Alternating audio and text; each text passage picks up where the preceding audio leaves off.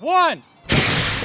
No way, dude! I set out to launch this motorcycle several stories into the air so that I can learn how Hollywood crashes cars. And one of the ways they do that is installing a very high pressure air cannon and shooting a large steel piston into the ground. Eventually, I want to flip a car with an air cannon just like they do in the movies, but today, to get my feet wet, I'll be seeing how high I can launch this motorcycle with a cannon I made. Now the goal here is to make this special effect fit inside of a narrative where I blow up the bike, sending it sky high along with some pyro. Now in this video, I'll be building the cannon, talking about how this effect is done in Hollywood, and showing the first test of the air cannon on the bike. Most car rollovers like this in movies use a cannon. A cannon roll? Although there are a few other ways they crash cars. And I look forward to also trying those out eventually. Which, if you want to help me accomplish some of those big effects in the future, Patreon is a great way to do that. The most popular way is a rollover cannon, which is a high pressure air cannon installed into the car that shoots a big steel piston out the floor. It's what was used for the world record car rollover stunts in Top Gear, Casino Royale, and most recently The Fall Guy. They used to do this by shooting a wooden telephone pole out with black powder. You can spot this effect in movies if you're careful. A lot of times you can see the hole in the floor of the car, the piston they shoot out, or a big cloud of condensation from the compressed air. That is, if they don't remove it using VFX. Now you see it, now you don't. In this shot, you can see the piston fly right past the camera. They even added sound effects to it, pretending that it's debris from the scene. You can see one sticking out of the floor of the car here. Side note, this pressure gauge in the Fall Guy reads a couple thousand PSI, and this push connect hose is certainly not rated for that. So I think they replaced the dial face to fool us and make it a little easier for the effects guy to move the dial on cue. So far, I've been learning how to do special effects on my own through trial and error and studying blurry images I find on the internet. For example, I've been building air cannons for a few years now, but I've had the hardest time finding how to build high pressure air cannons with a really large valve. Normal air cannons like this one are usually only good for about 250 PSI, and they have really small fittings on them, which restrict airflow. I've used welding gas bottles before, which can handle a really high pressure, but it still had a really small opening.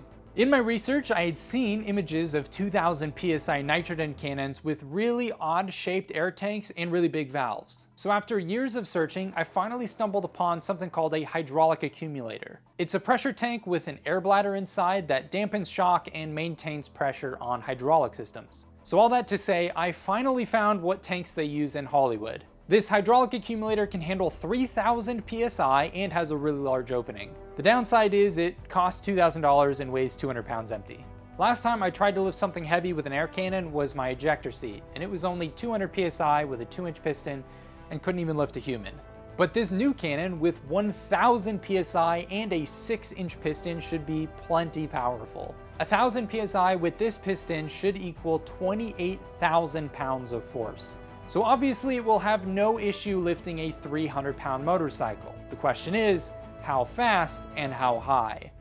To start building the cannon, I had to make some changes to the stock accumulator tank. This large fitting on the end is called the fluid port, and on this end is the nitrogen port where you would fill the air bladder inside. For the purposes of my cannon, I didn't need the air bladder taking up space inside. Yes! So all I really need is this part to seal against the other end. I reinstalled the rubber air port and capped it just to seal the tank. The fluid port this tank came with had the wrong thread size on it, so I swapped it out for the bigger 2-inch NPT. There was a problem with it though. It had this plunger on it that would seal it off when the air bladder pressed against it. And I didn't want the passages inside to restrict airflow, so I cut them out with a hole saw. But the hole in the center was too big for the hole saw pilot, so I crammed a piece of wood in there, and that worked pretty dang good. My new fluid port was ready to install, and the sequence for it was pretty interesting. First you put this rubber and steel ring inside, and then the fluid port, and you fish them around so that when you pull the port out, the retaining ring captures it. Then I could carefully install all the other seals and the big nut. I welded up a frame for the cannon to protect it. I added some riv nuts to bolt the tank into it. I made a neat little bracket as a strain relief for some of the plumbing. I like privacy, and I don't want people to be able to find certain information about me on the internet. After all, we have a right to stay private. One way that I've found to keep my info private is this video's sponsor, Delete Me. Data brokers collect personal information from you on the internet and sell it to other data brokers or companies. Info like your address, photos, relatives, social media activity, or occupation. Now you could go to every data broker's website and painstakingly follow their opt-out policy and come back every so often to make sure they didn't acquire your data again. Or you could let Delete Me handle all that. Delete Me does the work for you, getting rid of your data from hundreds of data brokers. Removing your data will help protect you from the risks of identity theft, phishing scams, or stalking. With Delete Me, you can review your personal dashboard, like here's mine, and see just how many pieces of personal information were removed. Get 20% off Delete Me consumer plans when you go to joindeleteme.com/TylerBell and use promo code TylerBell. That's joindeleteme.com/TylerBell with code TylerBell. Let me give you a rundown on the pneumatics. It's pretty simple. I fill the whole system at once with this hydraulic coupler from a bottle of nitrogen. This bottle comes at around 2000 psi, which if I did my math right, should fill the air cannon about 2.7 times. I regulate that air to come in at 1000 psi. It fills the black high pressure tank and also bleeds off to this other regulator where it's stepped down to 150 psi for the silver low pressure tank. This low pressure air is released with this solenoid valve to trigger the ball valve and fire the cannon. The ball valve is opened with this pneumatic actuator, which has a rack and pinion inside, and it's pretty quick. This little thing dangling here is a key I made to manually close the ball valve since I'm running the actuator as single action. These two telescoping tubes are what made up the mortar tube and piston. The outside tube is pipe, so it has a weld bead, and the fit is pretty sloppy, so I was worried about losing a ton of energy because of this. It looks like this special effects shop uses O-rings on their pistons. I think you'll find that that was not a concern after all. The mortar tube got a 2-inch NPT bung notched and welded to it, and then welded to a stout 1/2-inch plate.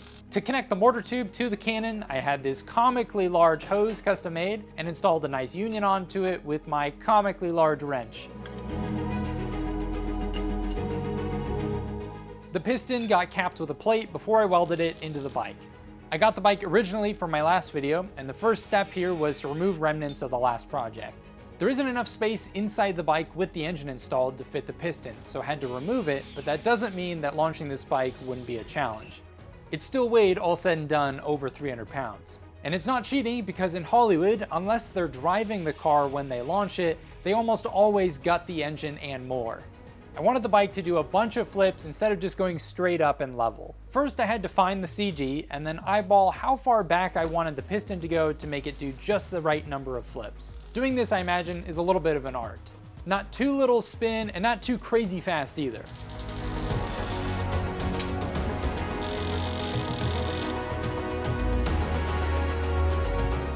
And with that, it was time to set up the rig in the field for the first test at full pressure. Got it.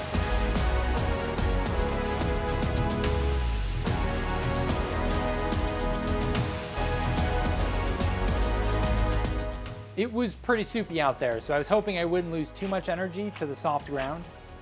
I wasn't really sure how much air pressure it would take to get this thing to do what I wanted it to do, so I just charged the cannon to the max pressure I designed it for, 1000 psi, and hoped for the best. Although I ran into a pretty large air leak with some of my fittings, and that limited me to only 800 psi, which is still a pretty big number, just not what I was hoping for. Massive air leak here. But I figured that with how much energy is stored in that air tank, there was a 100% chance that something interesting would happen. 3, 2, 1. No way! No way, dude! That's not good.